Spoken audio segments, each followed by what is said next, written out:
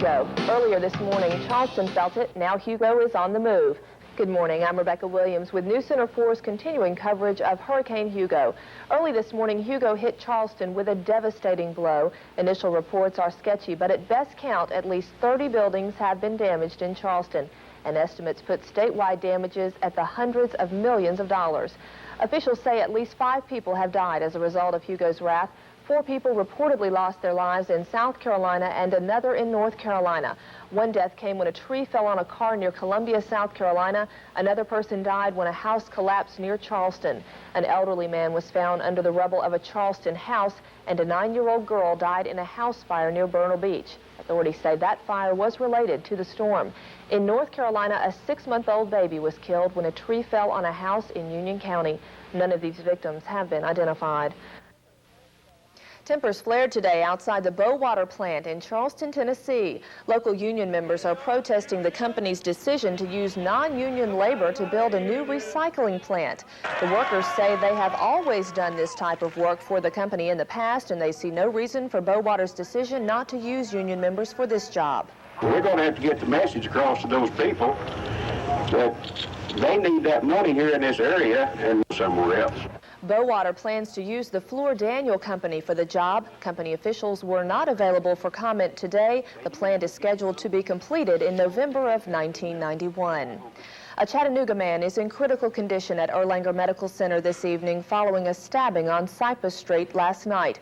30-year-old Charles Moss of Maple Street was stabbed in the chest and abdomen. Police say the attack followed an argument over a debt. Police are still searching for that suspect. In national news, 11 people are now confirmed dead in Ohio, victims of devastating flooding there. A cloudburst that dropped 5.5 inches of rain in 3 hours Thursday night surged through low-lying Belmont County, washing away roads, houses, and sweeping victims into raging waters. Rescue crews continue to look for missing people. Teams will be away. 3 central Ohio counties have now been officially declared disaster areas, making federal aid available to residents. Unfortunately, we are having some audio problems with our live shot, but we will try to check back in with Ted in just a few minutes. But better than anything else I can imagine, Brent Weber is here. In other words, when you're in trouble and you got nowhere to turn, turn to sports. That's right. But you have exciting news of your own. Mike Tyson. Mike Tyson and George Foreman on the same.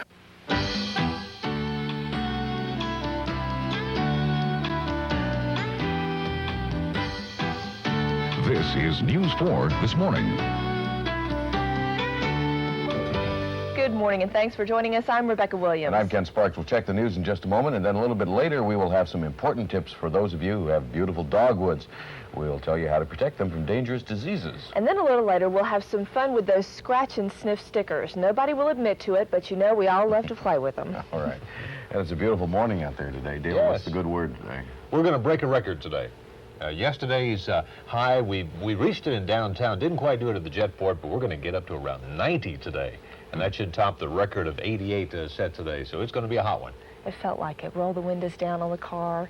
If not, turn the air conditioner on. Oh, definitely air right. conditioning. Yeah. All righty. Everyone's thinking summertime is here. And that's a good thought to have. Yeah, it is. Thanks, Dad. We'll check back in with you in just a moment. First, we'll check the news. And good news this morning, a Malden baby is alive today thanks to the heroic efforts of a Greenville secretary. When 7-month-old Brittany Valco stopped breathing yesterday, her mother panicked and attempted to call her husband at work. Instead, she hooked up with Secretary Sandra McNair, who happened to know CPR. Check the child's throat, see if there were any objects in there, and there were none. And then we started the chest compression. And I heard the child whimper, and I told her to keep up the CPR until the child started breathing good on her own. When the ambulance came, she even told me to stay on the phone. She was great. She talked me through everything. Doctors say a mucus buildup had stopped the baby from breathing, but otherwise she should be okay. And unfortunately, the news is not so good from Asheville. We're in infant hospital. You know, the story before that with the happier ending, that was so appropriate with yesterday being Secretary's Day. That's and true. It just worked out wonderfully. And so did the weather yesterday, and I'm just going to say, don't say anything except just like yesterday. Well, it is a simple forecast to report to Rebecca, because it is day for it. That's right. Wear your swimsuit under your regular clothes, and then you can feel like you're still wearing it. That's right. It'll still feel like summer, but you won't have to reveal quite as much. Thanks, Dale. Back in the news now, the defense will begin presenting Grover Lee Smith's side of the story in a Union courtroom courtroom today. The state rested its case against Smith yesterday after presenting 26 witnesses. Smith is charged with the axe murder of his wife's grandmother back in 1987. Smith himself may take the stand in his own defense today. The trial is expected to continue through tomorrow.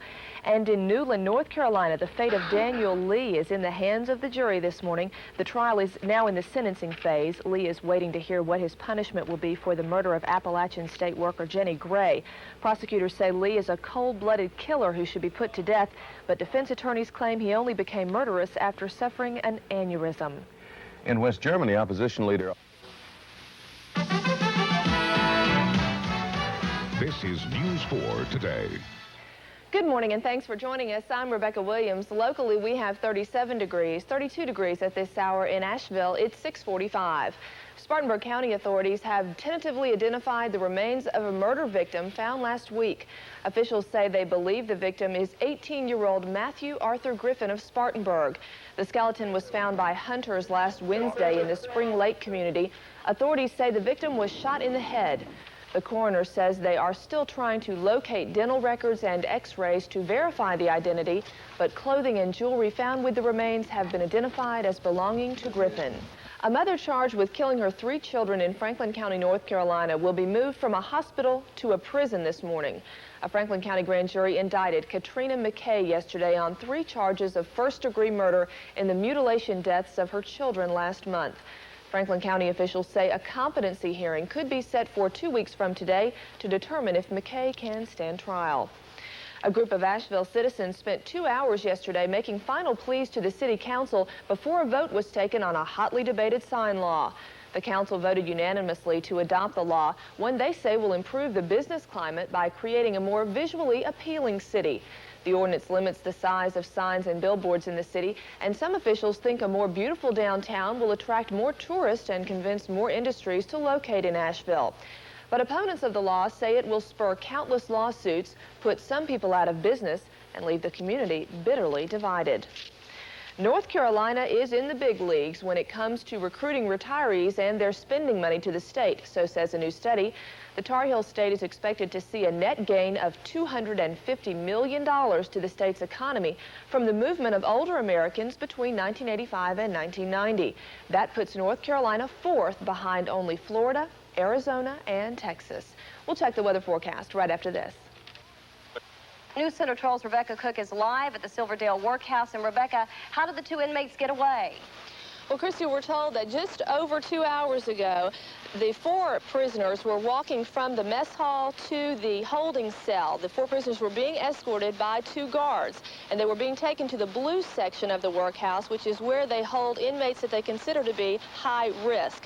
We're told that as they were walking back, the 4 prisoners all made a run for the fence and began climbing over it, at which time the 2 guards went after them and were able to physically pull 2 of the inmates off. But the other 2, Cam Ledford and Gary Arnold, were able to escape. Immediately, CCA officials and the warden began searching the grounds, and Hamilton County Sheriff's officials were called in when that search expanded to a larger area.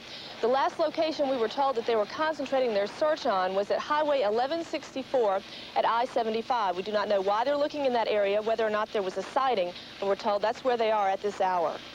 Do authorities consider the escapees dangerous? Well, according to CCA officials and Hamilton County Sheriff's deputies, they consider Cam Ledford to be extremely dangerous because he was being held for felonious escape and kidnapping, so they are exercising great caution. All right. Thank you, Rebecca. News Center 12's Rebecca Cook has been following the story. She joins us from our newsroom. And Rebecca, I understand the tow truck operators are claiming a victory. They certainly are, Christy. The controversy began when Sheriff Aubrey Harper announced he would purchase a tow truck to haul stolen cars to the jail, where he would store them in a fenced area. He claimed this would protect the cars and keep all of the evidence from the crime scene intact. But the wrecker operators cried foul play, saying that was their job and they needed the work to stay in business. They packed into the county commission room in Grundy County. The point of interest, a tow truck the sheriff wanted to buy. Sheriff Harper says his department has reason to believe there's a need to take the business of towing stolen cars away from the wrecker operators. We have some strong suspicion that some of the wrecker service people has some collusion with the the vehicle arriving in the woods in the first place. I feel like that maybe the sheriff's department's in on some of this stealing. I feel like maybe some of the officers taking payoffs. And, I mean, you know, I couldn't swear to it, just like I don't guess he could swear to it, you know, about the record drivers. But I think, you know, that maybe he might have kept that comment to himself right now. The county commission agreed with the local wreckers and decided not to give the sheriff authorization to buy the tow truck. We try to make the county grow. We pay our taxes here. We try to make a living here. And that's all we ask to be, just treated fair and let us do our job. Although the sheriff lost the commission's approval tonight, some of the wrecker operators claim the issue is not dead, that the sheriff has said he will find a way to buy the tow truck anyway. But the sheriff declined to comment on what he plans to do. Rebecca, what do the wrecker operators plan to do if the sheriff does end up in the tow truck business? Well, they say they'll band together and refuse to do any towing in Grundy County and let the sheriff worry about how wrecked cars and abandoned vehicles will get off the roads. All right. Thank you, Rebecca. It's been a tense 24 hours of worry for the family behind this hospital room door. The reason for their concern, 2-year-old Melissa Ann Stevens, who was attacked by the family dog while she played in the backyard. It looked like he was just gagging at it, because one side of it was just hanging off and then up under her eye and half of her ear, but he was going through the throat. Because she's got her paw print on his hand where he held her down. Doctors struggled to piece the fragile face of the toddler back together. Luckily, the dog missed the little girl's eye, and doctors say she'll soon heal, but not without scars. Her mother has scars of her own, memories of seeing her child attacked. When I seen that, it's like something that you watch on TV. I mean, it's something like you see, but you don't think that can really happen to you. Because when I seen it, it stunned me. I mean, it scared me. The dog will be held at the Greer Animal Control Facility for the next 10 days. Then he'll be destroyed. The owner, Melissa Ann's grandmother, says she never imagined the dog would attack. If you've had your pet for several years and he's never been aggressive, it's easy to think your children will be safe with him. But experts say it's important to teach your children how to act when they're with animals. We like to have parents teach their children to respect animals' food and their toys and their territory. Linda Stevens says she'll be sure to remind her daughter to keep these things in mind when she plays with animals, although she thinks the scars on her face will be reminder enough. In Greenville, Rebecca Williams, News Center 4.